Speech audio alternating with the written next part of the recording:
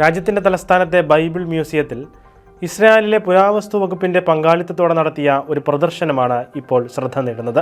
വിശുദ്ധ ഭൂമിയിൽ ആദ്യകാലത്തുണ്ടായിരുന്ന ക്രിസ്തു മതത്തെക്കുറിച്ചുള്ള നിർണായകമായ കാര്യങ്ങൾ സന്ദർശകർക്ക് ദർശിക്കാനുള്ള അവസരമാണ് പ്രദർശനത്തിലൂടെ ലഭിച്ചിരിക്കുന്നത്. ബൈബിൾ മ്യൂസിയത്തിലെ ഉദ്യോഗസ്ഥർ പറയുന്നതനുസരിച്ച് ഇതുവരെ കണ്ടെത്തിയിട്ടുള്ളതിൽ വെച്ച് ഏറ്റവും പഴക്കമുള്ള ക്രിസ്ത്യൻ ആരാധനാലയത്തിൻ്റെ തറയുടെ ഭാഗമാണ് പ്രദർശനത്തിലെ ഹൈലൈറ്റ്.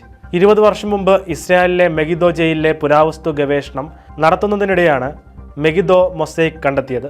ഈ നിർണായകമായ കണ്ടെത്തൽ ഇതാദ്യമായാണ് ആളുകൾക്കായി പ്രദർശിപ്പിക്കുന്നത്. ആദ്യകാല ക്രിസ്ത്യാനികളുടെ ആചാരങ്ങളെയും വിശ്വാസങ്ങളെയും കുറിച്ചുള്ള കൃത്യമായ ഭൗതിക തെളിവാണ് ഈ പ്രദർശനത്തിലൂടെ ആളുകൾക്ക് കാണാൻ സാധിക്കുന്നതെന്ന് എക്സിബിഷന്റെ ക്യൂറേറ്ററായ അലഗ്രേ സവാരിഗോ പറഞ്ഞു.